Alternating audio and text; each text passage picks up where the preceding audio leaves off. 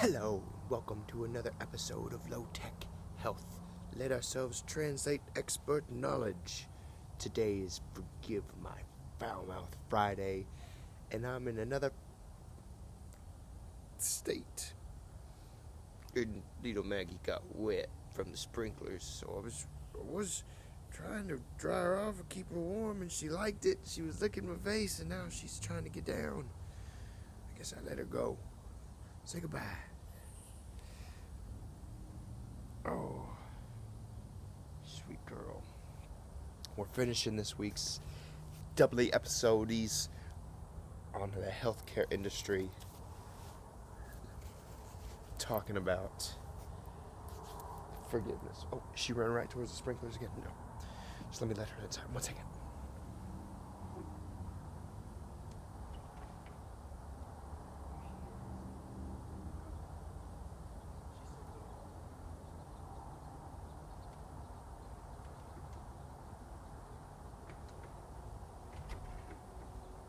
Alright, sorry about that. And we're back. Hey, guys. Hope you're doing well. I didn't want to yell in the dog's head. She's a little old. She's like 14, 15, 20, 23, 28 years old. Can't remember. I really don't even like to pick up old dogs because I think it's mean. I think they've lived long enough and don't deserve to have to go through human bullshit.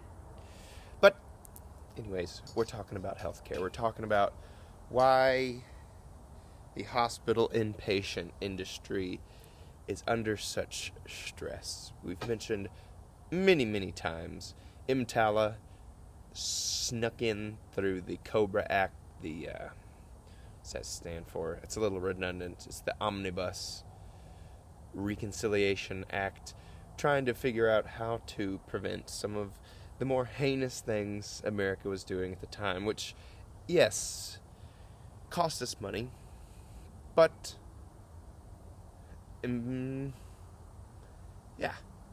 inarguably increased the quality of life for everyone, because we have things like door-to-balloon time to prevent death from heart attacks, which is where we have 90 minutes to get you from a chest pain, true STEMI, ST elevation myocardial infarction that shows up on a 12 lead as really wacky platform that your heart is blocked. And we need to get you to the cath lab where they can put a balloon in there or a stent or something. They call it still door to balloon because that was what the main thing they used to do, is just press the plaque to the walls with this balloon in your artery, in your coronary artery, to keep you alive.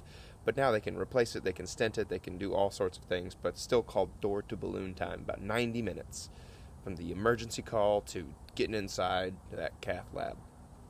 And that's not something that's possible in a lot of places, and not really even right now during COVID, because people aren't calling. They're waiting to see if somebody gets better. They let them sleep it off. They may have some sort of addiction, some just general illness that they kind of live with, and they're not well to begin with. But when you wait to call for emergencies of those moments, of those, even especially those sick people, we don't get them back. We can't fix them. It's hard. We lose those people, and that's happening more and more because of the way the hospital inpatient industry is to be run, where we will treat an emergency no matter what, if you can pay for it. But up until then, it's kind of up to what your insurance plan is, what you can pay, how much you make. Yeah. Which is weird, because every other thing you buy, you have a receipt. You have it on the menu beforehand. You know what you're paying for.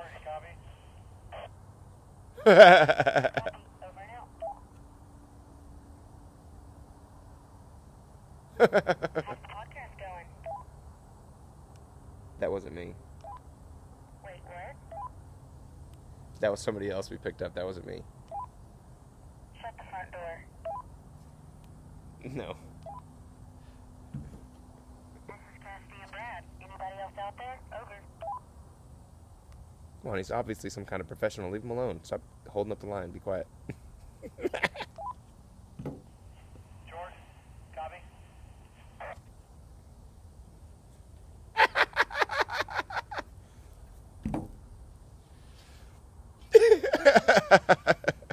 So we got these walkie-talkies because I'm trying to keep in touch with the baby sleeping. That wasn't me. I'm not George either. And George isn't responding. This might be bad. Hey, Hey Rich, was it the one Rich grabbed? I hope they can't hear us. I think these are just in between each other, but we're picking up them. It's like a one-way thing. Yeah.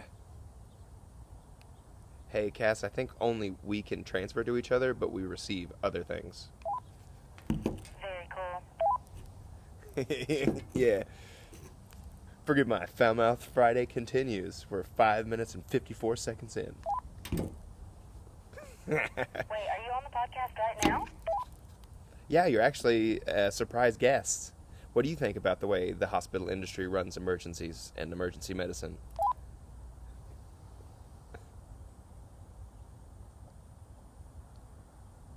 Silent.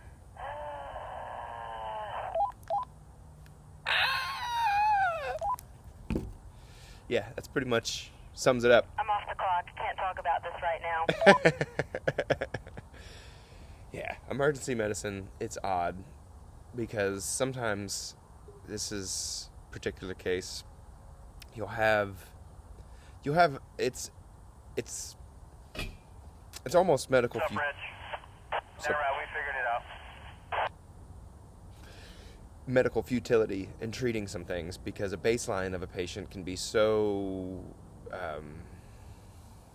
just demented and vegetative that when they come to the hospital for an emergency, it's not really an emergency. It's just a chronic deterioration of their already fragile and dilapidated state. So not much is done, and that gets worse, and life support is initiated a lot, often, and it's something we can't not do when the family decides the patient is full code, which we don't have a whole lot of say as a team, and the physician doesn't, as to the level of active treatment, even if we make a patient DNR or no code, which is where we won't do full-on chest compressions. We'll still use all the life support there is. It's not that there's a withdrawal or any type of change in the direction.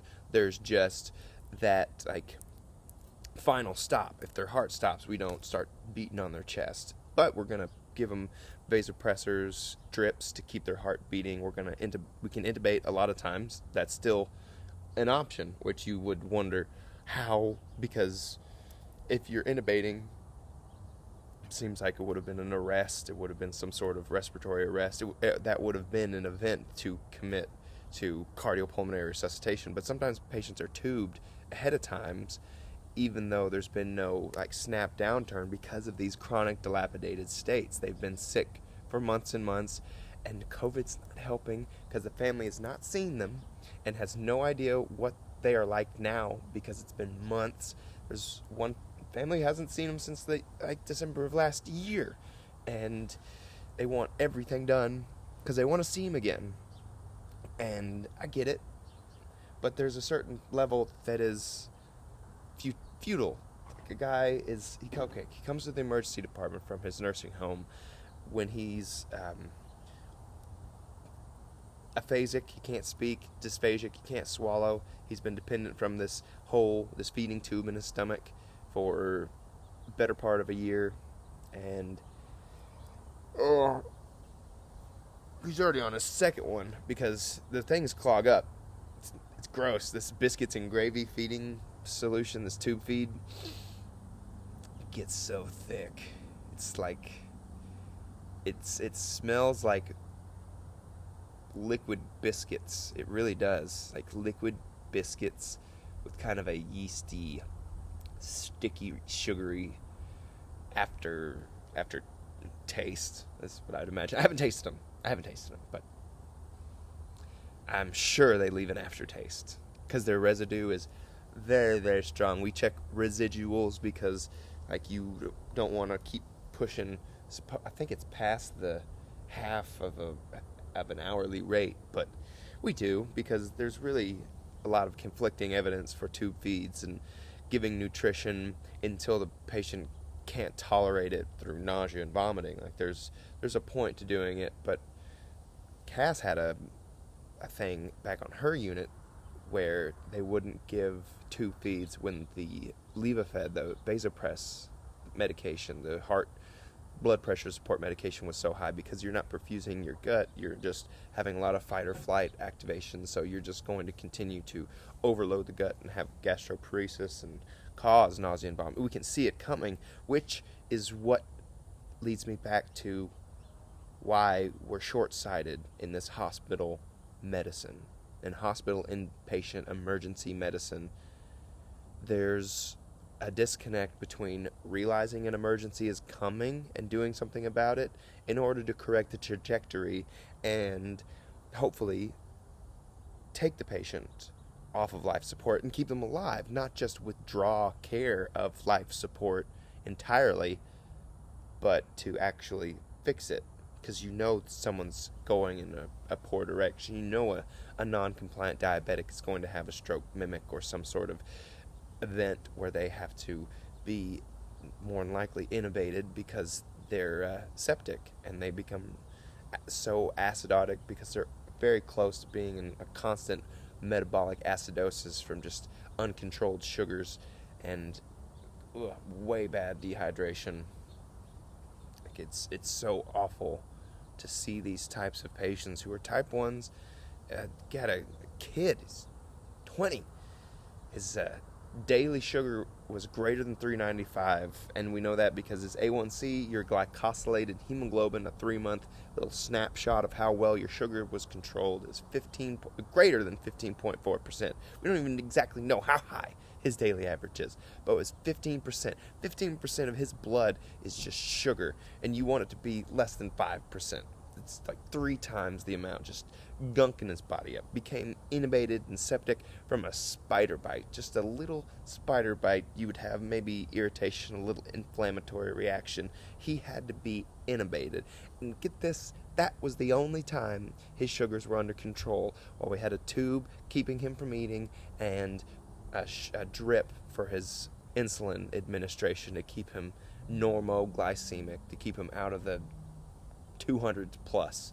Your body does not heal when it's above 200 blood sugar, and to think you live there twice that, you live double that every single day, is horrifying. And it's an emergency in the making that we have very little control in this country of, like, helping him get off of that track, because it's his mom helping. He's a young guy. He's got a chronic illness that they don't entirely understand is hospitalizing with a runny nose at this point.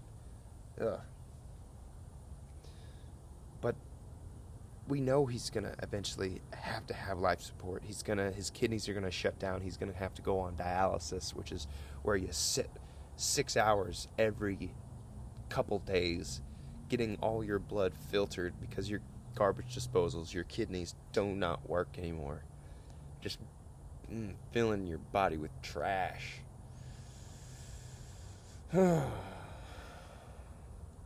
Forgive my foul mouth. Venting Friday. It's a sad state to see